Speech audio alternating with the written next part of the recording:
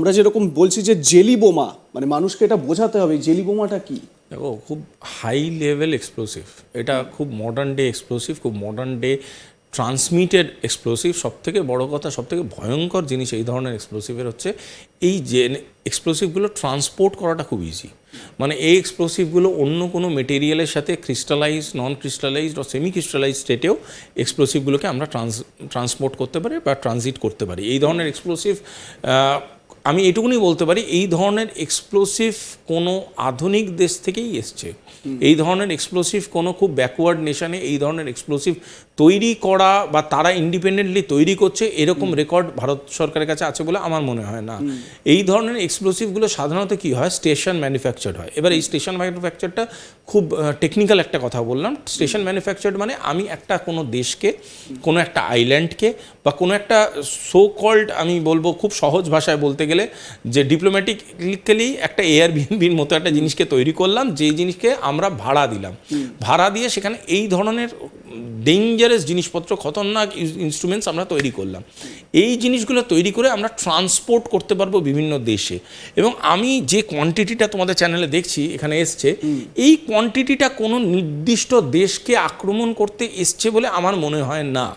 আমার মনে হচ্ছে এটার মধ্যে কিছুটা নাশকতায় সাপোর্ট করবে ফর শিওর, কিন্তু বাকি জিনিসগুলো এটা একটা ওয়্যারহাউস সিস্টেমে কনভার্ট করার প্র্যাকটিস হতে পারে। মানে বাংলাদেশ আস্তে আস্তে এমন একটা ডিরেকশনে চলে যাচ্ছে, like many other disturb nation, যেটা আমরা সিরিয়াকে প্রাথমিক ক্ষেত্রে দেখেছিলাম, আমরা ক্যাম্বোডিয়াকে বহু ক্ষেত্রে, ক্যাম্বোডিয়া থেকে এই জিনিসগুলো আমরা শুনেছি, যেখানে এই ধরনের জিনিসকে স্টোর করা হয়।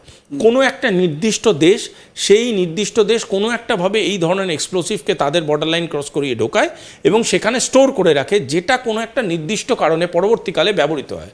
এবং এর জন্যে তাদেরকে ভাড়া দেওয়া হয়, রেন্টাল সিস্টেমে চলে। যে দেশগুলো অর্থনৈতিকভাবে মুখ থুবড়ে পড়ছে সেই দেশগুলোকে বিভিন্নভাবে রেন্টাল সিস্টেমে এই স্টেশনসগুলোকে ইউজ করা হয়।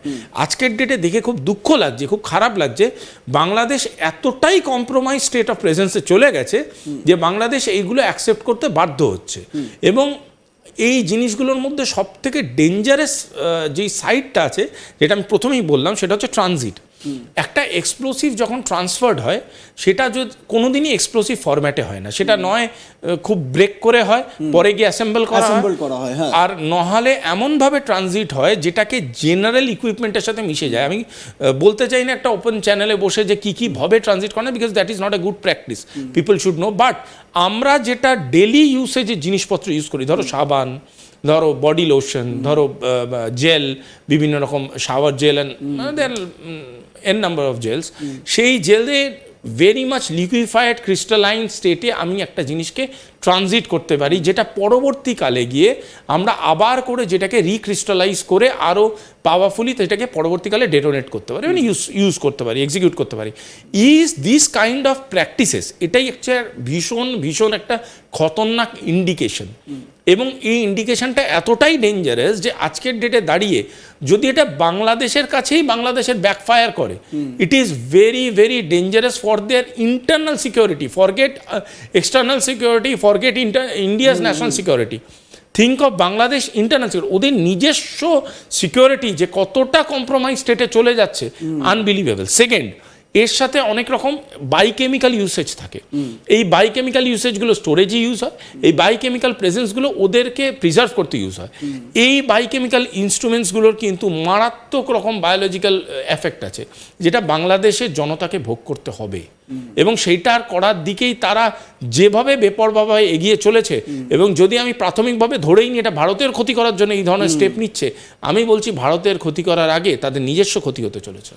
এবং একটা জিনিস সুভাষিস দা, সেটা হচ্ছে গিয়ে যখনই এই যে পোর্টে যখন এই ধরনের জিনিসপত্র আসে, সেই সময় যে যারা দায়িত্বে থাকেন অফিসাররা, তারা যখনই এরকম এক্সপ্লোসিভ বা কিছু তাদের চোখে পড়ে, তাদের প্রাথমিক কাজ হয় সেটার উপর অবজারভেশন রাখা এবং পূর্ণ তদন্ত সেটা করা, কোথা থেকে এলো, কী জন্য এলো, কিভাবে এলো। কিন্তু জানা যাচ্ছে যে কোনো এক আশ্চর্য কারণে, মানে সেটা কি কারণে সেটা আমরা এখন খুব ভালোভাবেই মানে গেস করতে পারছি, কোনো এক আশ্চর্য কারণে এই জিনিসপত্রগুলোকে, এই বক্সগুলোকে সিজ করার মাত্র কয়েক ঘন্টার মধ্যে সেখানকার অফিসাররা এবং নেভি অফিসাররা যারা ছিলেন তারা সেগুলোকে রিলিজ করে দেয়। কোথায় গেল, কোথায় সেগুলোকে স্টোর করা হবে, কি কাজে ব্যবহার করা হবে, এগুলো কিন্তু মানে আনআনসার্ড। এবং এই জায়গাটা স্বাভাবিকভাবে ভীষণ রকম চিন্তার কারণ যেরকম সুভাষিস দা বললেন যে ভারতের জন্য যতটা না চিন্তার, তার থেকে বেশি চিন্তার বাংলাদেশের জন্য। এই মুহূর্তে যে দেশে মানে কাটা আলু 55 টাকা 60 টাকা কিলোয় বিক্রি হয়, সেই দেশে পরিস্থিতি আরও ভয়ঙ্কর হতে চলেছে, কথা কিন্তু নিঃসন্দেহে বলাই যায়। সুভাষিস দা, আমি এর পরে যে বিষয়টায় আসবো, যে এই যে রাসায়নিকগুলো এলো, এগুলো দিয়ে কি মানে কোনো একটি জায়গায় হেভি এক্সপ্লোশন তো করা সম্ভব নয়, আপনি বলছেন, কিন্তু কোথাও কি কোনো জায়গাকে, সীমিত জায়গার মধ্যে সেই জায়গাকে ডিস্টার্ব করার জন্য কি যথেষ্ট এগুলো? হ্যাঁ, এবার পয়েন্টটা হচ্ছে যে তোমার গুরুদেব যে তোমাকে এগুলো ট্রানজিট করাচ্ছে, তার ইন্টেনশন বা তার পলিটিক্যাল ইন্টেনশন সম্বন্ধে বুঝতে হবে এখানে। যদি আমি যতটা যদি ধরো পাস্ট কিছু দিনের বাংলাদেশের মুভমেন্ট দেখি, তারা বিভিন্ন রকম যে টেরার ইউনিটগুলোকে সাপোর্ট করছে বা যে টেরার ইউনিটগুলোর সাথে তাদের লিঙ্কেজ পাওয়া যাচ্ছে, সেগুলো বেসিক্যালি পকেট ইউনিটস। এই পকেট ইউনিটসগুলো এত আধুনিক জিলেটিন ইউজ করে না সাধারণত। তার কারণটা হচ্ছে অনেক ম্যাসিভ ক্ষতি করার জন্য এই ধরনের জিনিসগুলো ইউজ হয়। Looking at the political balance between India and Bangladesh এই রিস্কটা ইন্ডিয়ার সাথে নেবে না। কারণ বাংলাদেশ আলটিমেটলি বাংলাদেশও নেবে না, বাংলাদেশের যারা আজকের ডেটে মানে বলবো বাংলাদেশের যারা অ্যাডভাইজার্স তারাও নেবে না। তার কারণটা হচ্ছে India is in a very proper alignment. ইন্ডিয়ার যা যা অ্যালাই আছে, যদি ইন্ডিয়াতে কালীপটকা ওরা ফাটাবার চেষ্টা করে, and that is proven it is being done by Bangladesh, তাহলে আমি বলবো বাংলাদেশের অস্তিত্বটা ম্যাপে কতদিন থাকবে এটার ব্যাপারে আমার ডাউট আছে।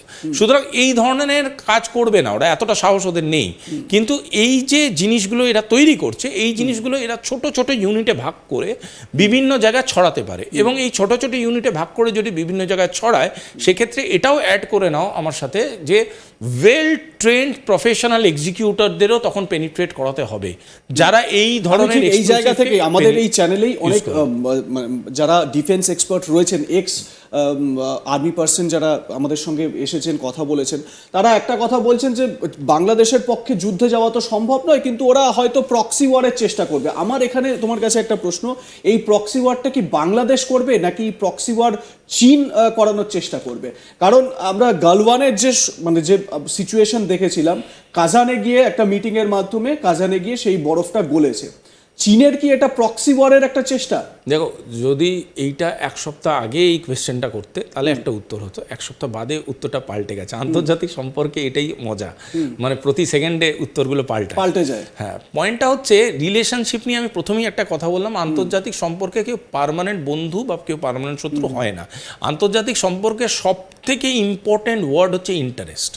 আমি তোমার থেকে কি পাবো ভাই, তুমি আমার থেকে কি পাবে ভাই, let there be a transactional bridge and then we operate accordingly.